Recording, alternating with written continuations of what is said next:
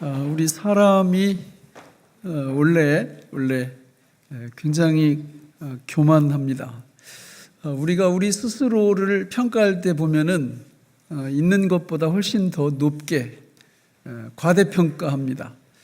어떤 특정한 사람만 그러는 것이 아니고 대부분 보편적으로 그렇습니다. 타락의 흔적이 많이 남아 있는 거죠. 원래 독립하는 것은 좋습니다. 부모로부터 재정적으로 또 정신적으로 성인이 되면 독립해야 됩니다. 일제 36년에 그 힘든 시기를 거치면서 우리 선조들은 독립에 대한 열망을 갖고 많은 희생과 또 피를 흘렸습니다. 그런 독립은 굉장히 좋은 겁니다. 그러나 피조물이 창조주 하나님으로부터 독립되는 것은 자살 행위입니다. 왜냐하면 피조물 자체가 스스로 생존할 수 있는 능력이 없기 때문에 그렇습니다. 우리 집에서 이렇게 우리 아이들하고 좀 이렇게 토론을 하면서 이제 그런 얘기를 한 적이 있어요. 왜 하나님은 하나님을 만들지 않았을까? 왜 하나님은 피조물을 만드셔야 했을까? 성경에 그 이유는 안 나옵니다. 그러나 하나님은 한 분이셔야 하고 하나님이 하나님을 만들 수 있다는 것은 상당히 많은 토론이 필요하고 아마 답이 안 나올 것 같습니다. 분명한 것은 하나님께서 하나님 못지않은 하나님 버금가는 그런 존재들을 창조하셨다는 거죠. 그게 사람입니다. 인간입니다. 하나님은 인간을 창조하실 때 하나님이 갖고 계시는 모든 영광, 모든 하나님의 축복을 다 주시기로 작정하셨고 실제로 주셨습니다.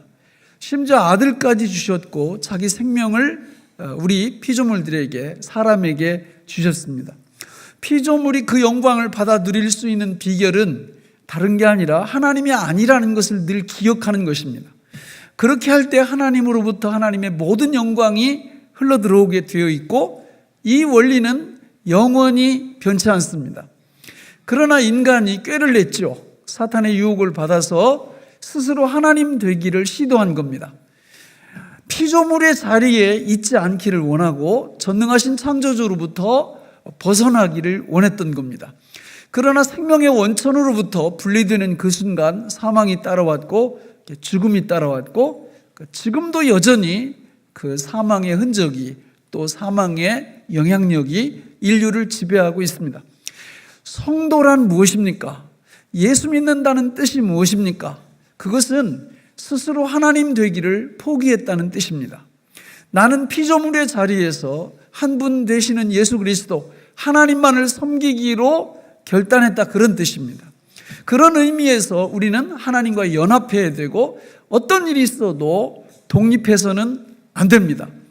우리의 신앙생활 모습을 보면 여전히 독립적인 요소가 많이 있어요. 많은 사람들이 이 하나로 하나님과 하나 되기를, 또 하나님과 하나 된 다른 성도들과 하나 되기를 원하지 않아요. 신앙생활을 하는 걸 봐도요, 구역 모임 이런 거 가능하면 잘 안 하려고 그럽니다. 또 한 교회 다니면서도 이게 등록을 해야 되는데 등록을 안 해요. 그냥 귀찮으니까. 이건 상당히 문제가 있어요. 구원을 의심해 봐야 됩니다. 하나님과 분리할 수 없어요. 여러분, 거룩한 주님의 날이 되면 여기 왜 오는 것입니까? 이 일요일에, 이 주님의 날에 여기 오는 이유가 뭡니까?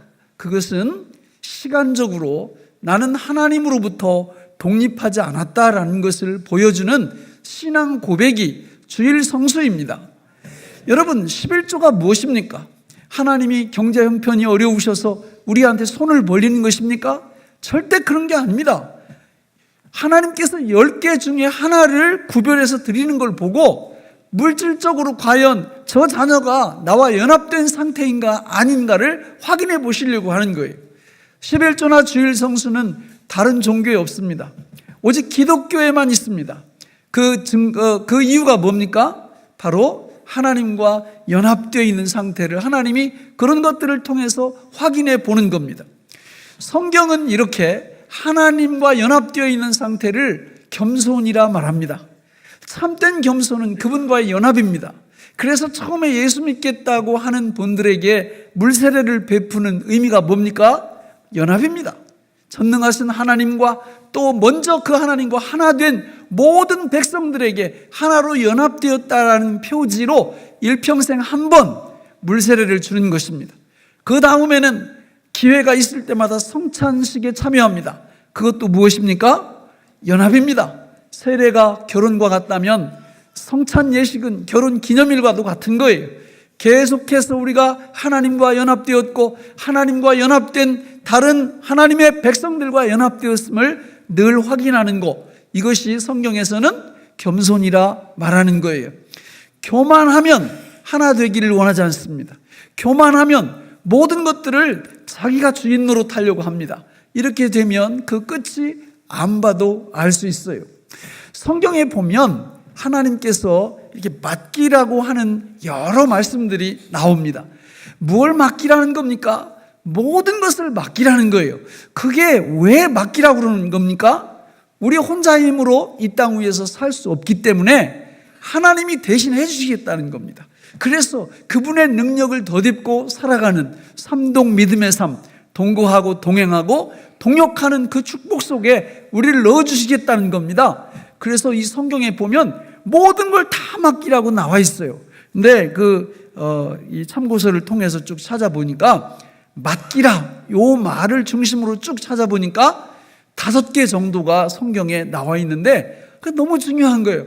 이 5개를 맡기게 될 때 우리가 어떤 축복을 받냐? 바로 성경에서 하나님이 원래 창조하실 때 우리에게 나눠주고자 하셨던 그 영광을 우리가 경험할 수 있다. 그러니까 하나님께 그 5가지를 맡기면 하나님이 창세전에 계획하셨던 그 영광을 이 땅 위에서도 누릴 수 있고요. 만약에 못 맡기면 절대 못 누립니다. 그런데 맡기는 조건이 뭐냐? 뭘까요? 겸손이에요. 겸손하면 다 맡길 수 있어요. 교만하면 절대 못 맡깁니다. 왜? 자기가 하나님이니까 끝까지 이 손을 펴질 않아요. 이걸 피질 않아. 자기가 해야 된다는 거예요. 하나님께 내려놓질 못하는 거예요. 이게요, 꿈속에서 무서운 적을 만나면 도망을 쳐야 되겠는데 잘 도망쳐져요? 네. 고개라도 끄떡끄떡 해보세요. 잘 도망쳐집니까? 안 도망쳐져요. 그게 빨리 도망쳤으면 좋겠는데 마음대로 안 된단 말이에요.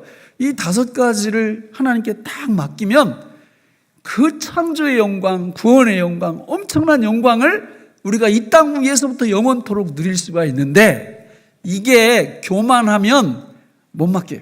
생각도 안 나요. 자기가 다 책임져요.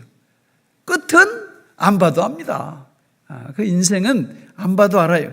저는 우리 교회에 나오는 모든 분들이 하나님 앞에 맡기라고 하는 거는 겸손하셔서 다 맡겨서 하나님이 주시는 그 놀라운 그 영광을 다 누리면서 영생복락 누리시기를 바랍니다.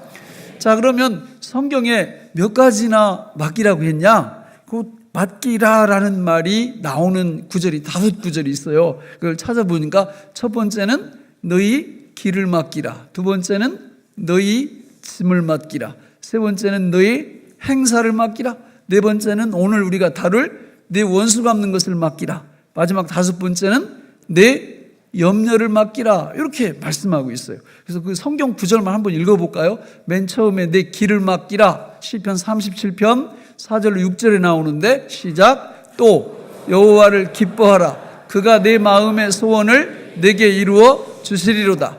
내 길을 그를 의지하면 그가 이루시고 내 의를 빛같이 나타내시며 내 공의를 정오의 빛같이 하시리로다. 자, 거기 보시면 뭘 맡기라고 그랬어요?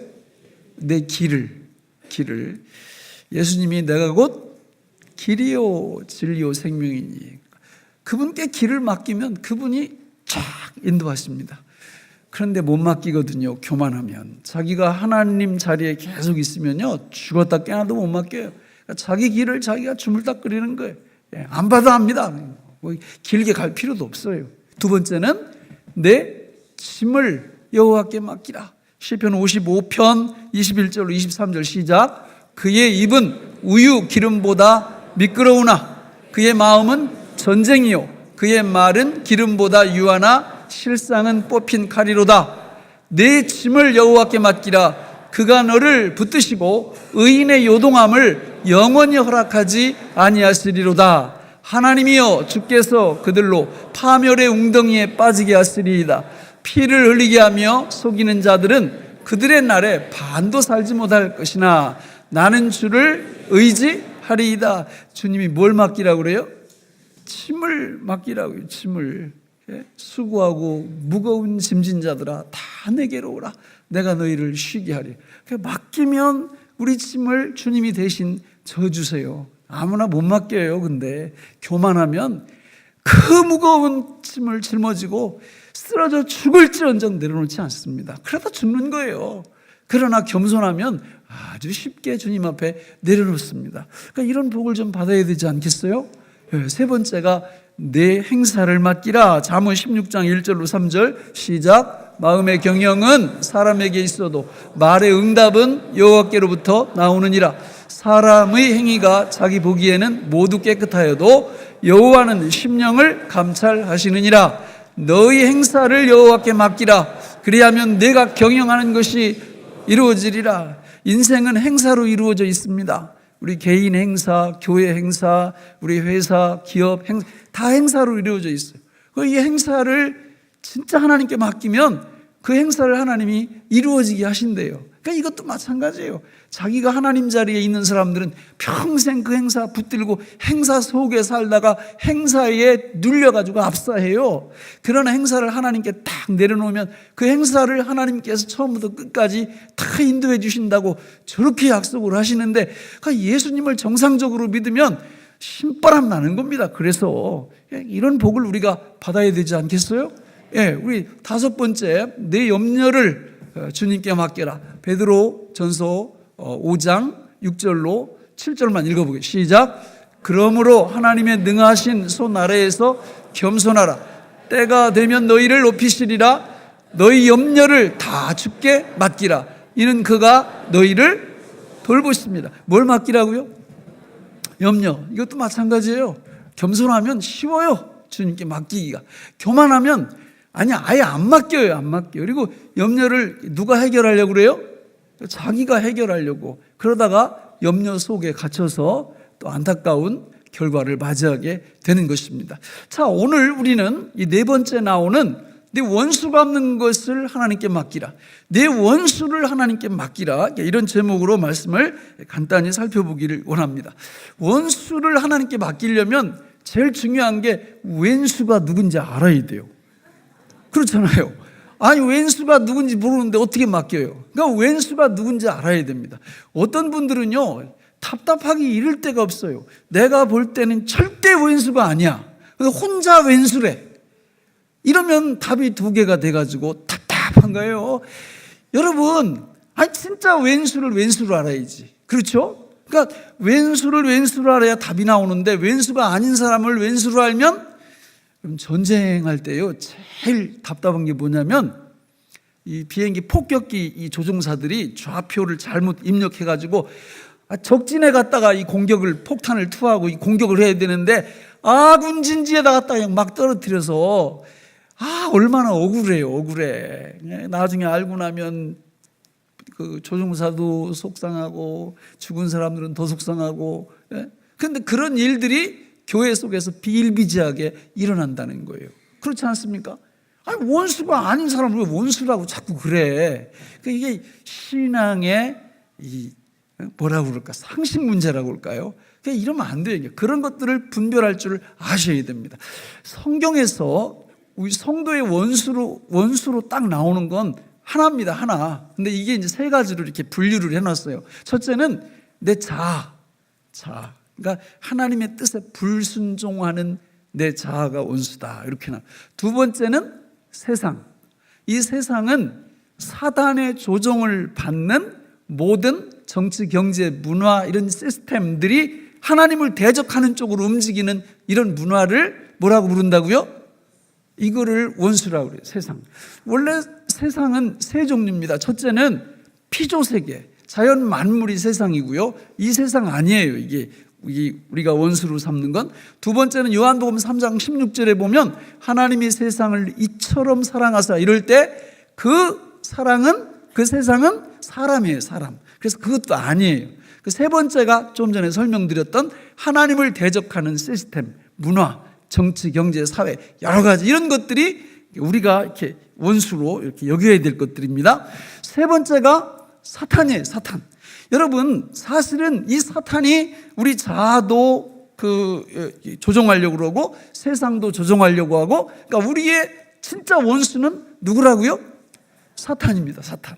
이게 세 가지가 원수인데 그 대표가 사탄이에요. 그래서 우리가 이게 이 사탄이 개인이나 어떤 사람이나 집단이나 이런 것들을 들쑤셔가지고 원수 짓거리를 하게 만드는 거예요. 거기에 대해서 우리가 어떤 시각으로 그것을 바라보느냐. 뭘 어떤 시각으로 바라봐요? 원수를 하나님께 어떻게 하면 돼요? 맡기면 됩니다. 왜? 우리에게는 원수를 갚을 만한 능력이 없어요. 진짜 없어요. 원수 갚으라고 그러면 100 정도를 갚아야 되는데 50밖에 못 하든지, 아니면 확 넘어가가지고 200을 갚아버리든지 이래가지고 원수를 잘 못 갚아요. 우리가 진짜 잘하는 게 있어요. 혹시 그게 뭔지 아세요? 원수 만드는 거. 요건 기가 막히게 잘해요. 하여튼 뭐 학원 가서 배운 적도 없는데 원수 만드는 거 너무 잘하는 거야. 그런데 원수를 내가 이렇게 딱 갚을 때 딱 움직이다 보면 금방 알아요. 나한테 그런 능력이 없다는 거를. 그러니까 어떻게 하면 돼요? 하나님께 맡기면 되는 겁니다. 맡기면. 근데 아까 말씀드렸지만 교만하면, 다시 말해서 내가 하나님 자리에서 내려오지 않으면 이거 못 놔요. 못 놔. 원수 갚는 거 내가 해야 돼. 내가. 그럼 내가 원수를 딱 갚기 시작하면 어떤 증상이 나타나요? 일단 마음 속에서 너 두고 보자. 여기 딱 쳐. 1단계가 너 두고 보자. 그리고 저기 낚시 가게에 가서 낚시를 한 50개 사가지고 가슴에다 꼽아. 여기다가 이런 거를 다 꼽아. 다 꽁 하고 있어요. 그리고 한 번만 걸려봐라. 아주 아작을 내버릴 거야. 그 이제 교회 이렇게 와서도 보면은 인사도 안 해요. 인사도 않고 저기 오면 이쪽 줄로 가고, 이쪽 줄로 오면은 저기로 가고, 그냥 여기 앉아버리고, 그냥 얼굴을 이렇게 하여튼 말도 안 섞고 표정도 안 섞으려고 그래요. 그냥 상대를 안 하려고 그래. 막 사람을 감히 뭘로 보고 막 이런 생각이 막 있으면서 이제 저녁에 이제 집에 주무시려고 딱 침대에 누우면, 라돈 침대보다 더 위험하죠. 그게 이렇게 이제 딱 이렇게 누우면 이게 잠이 안 와. 잠이. 왜 잠이 안 와요? 누구 때문에? 그 왼수 때문에. 잠이 안 와. 며칠 동안 계속 그러다 보면 체중이 줄어. 그러다 보면 병나. 내가 이러면 안 되겠다. 이게 병날 게 아니라 가서 단판을 지차. 그래 가가지고 원수를 확 갚아버리고 감옥에 가버리네 그냥. 그 자기가 원수 갚으면 그렇게 되는 거예요. 그렇게. 그러니까 우리한테는 원수 갚을 능력이 없는 것을 하나님이 잘 아시고 맡기라는 겁니다. 맡기라는 거예요. 근데 아무나 못 맡긴다고요. 겸손해야 맡기지. 그러니까 일단 하나님의 자리에서 딱 내려와서 겸손해지면 맡기는 게 너무 쉬워. 저는 어려서 클 때 우리 어머니가 된장찌개를 참 많이 끓여주셨어요. 왜냐하면 고기 살 돈이 없으니까. 그러니까 뭐 된장찌개 하여튼 엄청 먹었습니다. 그런데 시골에서는요, 된장이 계절마다 맛이 달라요. 요즘은 겨울에도 상추가 나오지만 우리 어렸을 때는 겨울에는 그런 거 없으니까 겨울에 맞는 된장국 이렇게 나와요. 여름에 맞는 된장국. 이 맛이 다 틀려요. 굉장히 맛있죠. 근데 저는 우리 어머니가 부엌에서 된장국 끓일 때 이거를 처음에 뭘 하고 이렇게 고민하는 걸 한 번 눈에 본 적이 없어요. 우리 어머니는 된장국 끓이는데 완전히 도사예요. 도사. 눈 감고도 끓여. 눈 감고도. 레시피를 정확히 알고 있어요. 이게 사실 한국의 이 한식 요리가 세계화되지 못한, 요즘은 안 그런데 그 전에 보면은 이게 요리사가 텔레비에 나와가지고 요리 강습을 하는데도 정확한 계량과 수치와 얘기를 않고, 양념도 이렇게 가진 양념을 넣으시고 이렇게 설명. 그럼 아니 외국인들이 그 얘기를 들으면 그 양반들이 가진 양념이 뭔지 알 길이 있어요? 그러니까 이게 그 된장찌개를 끓일 때는 첫째 된장을 넣고, 둘째 고춧가루를 1g 넣고, 마늘을 2g, 이런 식으로 해야 이걸 알지. 근데 우리 어머니들은 그럴 필요가 없어요. 된장 끓이는데 뭘 그런 게 필요해서, 다 있어요. 다 그냥 손이 다 알아. 손이 지가 알아서 다가 이렇게 쭉 해가지고 착 끓여낸단 말이에요. 왜 이런 말씀을 드리느냐? 우리가 예수님을 믿고 신앙생활을 할 때, 예를 들어서 내 길을 여호와께 맡기라 그럴 때 그 레시피를 갖고 있어야죠. 길을 도대체 어떻게 맡기는 거예요? 첫째, 둘째, 셋째, 이게 나와야 되는 거예요. 내 짐을 여호와께 맡기라 그럴 때 그걸 갖고 있어야죠. 첫째, 둘째, 셋째를. 오늘도 마찬가지입니다. 내 원수 갚는 것을 여호와께 맡기라 그러면 첫째, 둘째, 셋째가 딱 나와야 돼요. 눈 감고도 나와야 돼요. 그래야 원수가 딱 발생을 하면 하나님께 딱 맡길 수가 있죠. 그래서 오늘 제가 성경을 쭉 살펴보니까 세 가지야, 세 가지. 세 가지만 알면 누구나 맡길 수 있어요. 물론 전제가 뭐라고 그랬어요? 겸손해야, 하나님 자리에서 내려와야 세 가지가 귀에 들어오지, 하나님 자리에 계속 있으면요, 백날 알아봤자 소용없어요. 원수 생기면 자기가 팔 걷어붙이고 이렇게 막 나간다고요. 그렇게 하면 안 돼요. 오늘 말씀해 보니까 세 가지가 뭐냐? 자, 첫째, 따라서 합니다. 아멘으로 맡긴다. 둘째, 축복으로 맡긴다. 셋째, 저주로 맡긴다. 좀 어감이 이상하지만 그 진리가 거기 있어요. 자, 세 가지가 뭐라고요? 첫째, 아멘으로. 둘째, 축복으로. 셋째, 저주로. 아멘으로 어떻게 맡기는 거냐? 오늘 19절을 같이 읽어보겠습니다. 시작. 하나님의 진노하심에 맡기라. 기록되었을 때 원수 갚는 것이 내게 있으니 내가 갚으리라고 주께서 말씀하시느니라. 여러분, 로마서 12장 19절을 알아야 될 필요가 여기 있는 거예요. 하나님이 약속하셨잖아요. 약속. 그러니까 원수가 발생하면 로마서 12장 19절이 탁 떠올라야 돼요. 이게 안 떠오르면 안 돼요. 그리고 이거를 지금 읽었는데 아멘 하는 분이 하나도 없어. 이러면 안 되는 거예요. 이 12장 19절을 딱 읽으면 큰 소리로 어떻게 해야 돼요? 아멘을 해야죠. 아멘을. 그렇습니다. 옳습니다. 동의합니다. 아멘을 해야죠. 여러분, 고린도후서 1장 20절에 하나님의 약속은 얼마든지 그리스도 안에서 예가 되니 그런즉 그로 말미암아 우리가 아멘하여 하나님께 영광을 돌리게 되느니라. 왜 우리 교회가 이렇게 그냥 막 129절 여기 선정해가지고 이거를 외우라고 제가 그렇게 덜 볶는지 아세요? 하나님의 말씀은 문자가 아니에요. 문자가 아니라고. 하나님의 말씀은 살아 역사하십니다.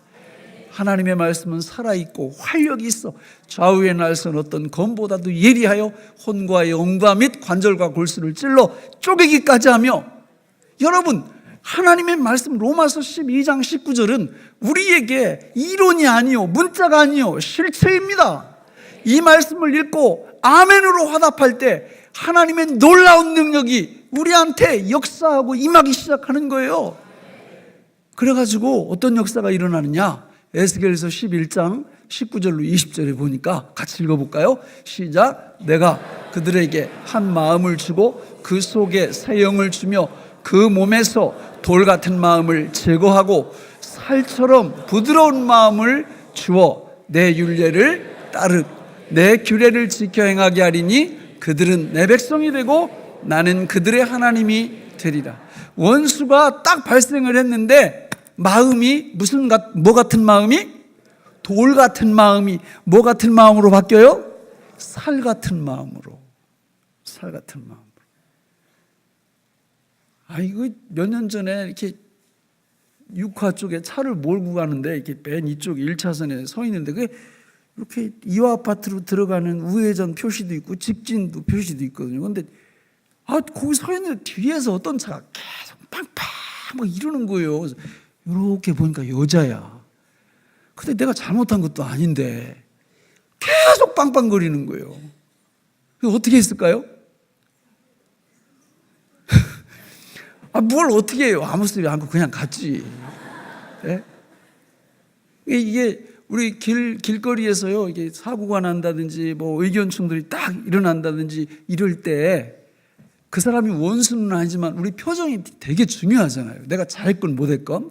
그래가지고 문을 딱 열고 나와서 이렇게 스마일로 이렇게 착 하면 상대방이 막 이렇게 하다가도 이렇게 확 이렇게 줄어들어요. 근데 열자마자 막 이래봐요. 그럼 상대방이 가만히 있으려고 하다가 그런 거예요. 그게 다 어디서 시작되느냐? 마음에서 시작되는 거예요. 마음이 돌 같으면요, 돌 같아지면 대책이 안 서. 원수를 막 자기가 갚으려고 그래. 살처럼 부드러워지면 주님 앞에 딱 맡깁니다. 능력이 우리한테서 나타나기 시작해요. 원수를 내가 갚지 않아요. 뒤로 물러서요. 관조적으로 한 발 두 발 뒤로 딱 물러서가지고 주님께서 하신 이 약속의 말씀을 아멘으로 계속 고백하고 화답합니다. 주님의 능력이 임해요. 그러면 거의 2단계에서 끝나. 2단계에서 아멘 단계에서 더 이상 원수가 아니에요. 하나님이 알아서 이렇게 하십니다. 자, 근데 놔둔 침대에 저녁에 누웠어. 집에 가가지고 누웠는데 그 왼수 얼굴이 자꾸 생각이 나가지고 낮에는 생각 안 났는데 자꾸 잠을 방해하네. 그때 두 번째 어떻게 하라고요? 축복하라고. 오늘 20절 21절 같이 읽어보겠습니다. 시작. 목마르거든 마시게 하라. 그리함으로 내가 숯불을 그 머리에 쌓아놓으리라. 악에게 지지 말고 선으로 악을 이기라. 이거는 자동입니다. 아멘이 되면 이건 아주 쉬워요. 아멘이 안 되면 이거 안 됩니다. 그러니까 아멘이 되면 하나님의 능력이 임해서 그 사람이 긍휼히 이렇게 여겨져요. 그래서 그 원수가 머릿속에 탁 떠오르면 하나님 앞에 뭐 한다고요? 축복합니다. 하나님, 저분에게 하나님이 하늘의 신령한 은혜와 이 땅에 기름진 것으로 축복해 주세요. 하나님, 저분의 자녀들이 복을 받게 하시고 저분이 하는 모든 일들이 복을 받게 하시고 하나님께서 7배, 70배 더 큰 축복으로 함께 해주세요. 이렇게 축복하는 거예요. 축복하는 거예요. 네? 성경의 원리가 말이죠. 여러분, 만약에 내가 이제 우리 장로님 2부에 장로님 우리 장로님 지휘하는 장로님 있는데 나한테 왼수짓을 했어요. 저녁에 잠이 안 와. 그래가지고 내가 축복을 하는 거예요. 이렇게 듬뿍듬뿍 하는 겁니다. 그런데 하나님이 딱 보실 때 이 사람은, 우리 장로님은 이 복을 받을 자격이 없어. 그러면 내가 빈 복이 어디로 간다고 성경에 나와 있어요? 어쩜 그렇게 잘하세요? 네? 다 나한테 와, 나한테.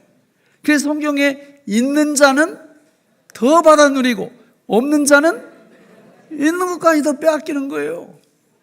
그러니까 이게 마귀란 놈이 말이에요. 원래 왼수짓거리들을 막 일으켜서 그게 가정이든 그게 교회든 그냥 서로 원수 되게 만들어서 물고 먹음으로 멸망하게 하려고 이렇게 했는데 이게 바른 신앙생활을 하는 사람들한테는 원수짓을 하면 그게 다 뭘로 바뀌어버려요?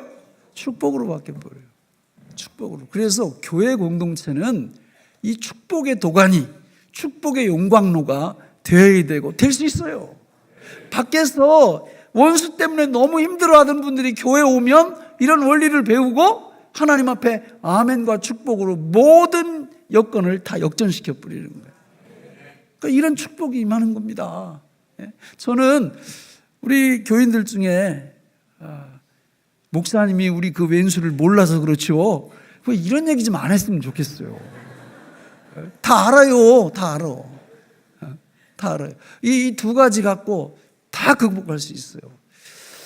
근데 예외가 있습니다. 예외가. 진짜 안 되는 경우가 있어요. 이 아멘도 했고 축복도 하는데 정말 힘들어요. 왜냐하면 워낙 나쁜 짓을 하고 원수 짓을 하는데 요거는 나 혼자만 생각이 아니고요. 누구한테 얘기를 해봐도 못된 짓이에요.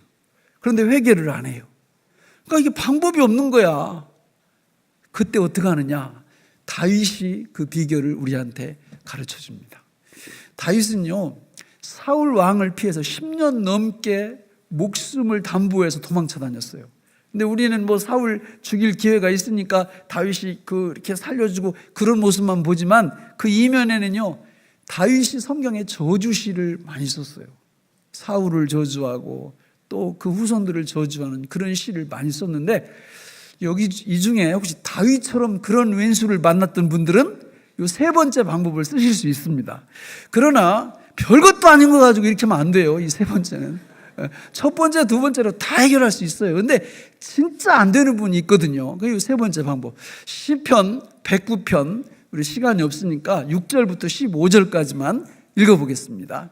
시편 109편 6절로 15절 시작. 의인이 그를 다스리게 하시며 사탄이 그의 오른쪽에 서게 하소서. 그가 심판을 받을 때에 죄인이 되어 나오게 하시며 그의 기도가 죄로 변하게 하시며 그의 연수를 짧게 하시며 그의 직분을 타인이 빼앗게 하시며 그의 자녀는 고아가 되고 그의 아내는 과부가 되며 그의 자녀들은 유리하며 구걸하고 그들의 황폐한 집을 떠나 빌어먹게 하소서. 골이 대금하는 자가 그의 소유를 다 빼앗게 하시며 그가 수고한 것을 낯선 사람이 탈취하게 하시며 그에게 인애를 베풀 자가 없게 하시며 그의 고아에게 은혜를 베풀 자도 없게 하시며 그의 자손이 끊어지게 하시며 후대에 그들의 이름이 지워지게 하소서. 여호와는 그의 조상들의 죄악을 기억하시며 그의 어머니의 죄를 지워버리지 마시고 그 죄악을 항상 여호와 앞에 있게 하사 그들의 기억을 땅에서 끊으소서. 요거 명심하셔야 될 게 뭐냐면 당사자를 앞에 놓고 이렇게 얘기하면 큰일 납니다. 그런 뜻이 아니에요. 저주인데 저주 기도예요. 저주 기도를 누구한테 하는 거예요? 하나님께 하는 거예요. 하나님께. 셋 다 하나님께 맡긴다고 그랬잖아요. 저주 기도를 통해서 맡기는 겁니다. 그런데 깜도 안 되는 거 갖고 저 기도하면 안 된다고 그랬어요. 별것도 아닌 거 가지고 가만히 보니까 6대 4, 5대 5 정도야. 이게 자기도 잘못한 게 있어. 그런데 그냥 저런 기도해가지고 하나님 과부가 되게 하시고 자녀들 고아, 그 기도 누구한테 온다고요?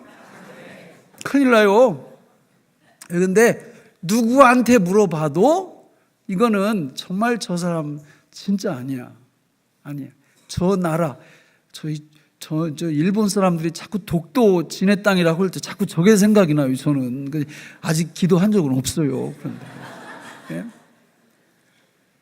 이 정말 중요한 거예요. 그러니까 하나님이 왜 저런 걸 허용하시냐면 이거 뭐 아멘으로도 안 되고 축복으로도 안 되고 내가 너무 힘든 거예요.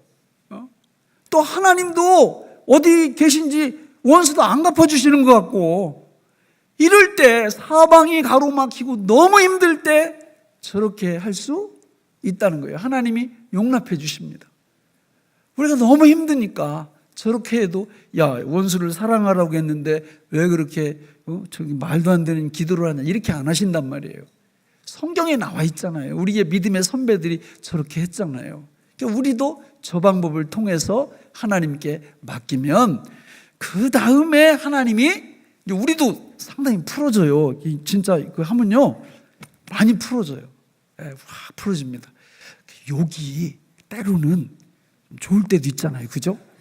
막 10원짜리 20원짜리 막 하고 나면 그냥 이렇게 좀 카타르시스가 이렇게 좀 오잖아요. 근데 저 영적으로 저렇게 막 너무 힘든 그 원수들한테 저런 식으로 이렇게 하게 되면 이 하나님께서 이렇게 우리 영혼을 우리 마음을 만져주세요.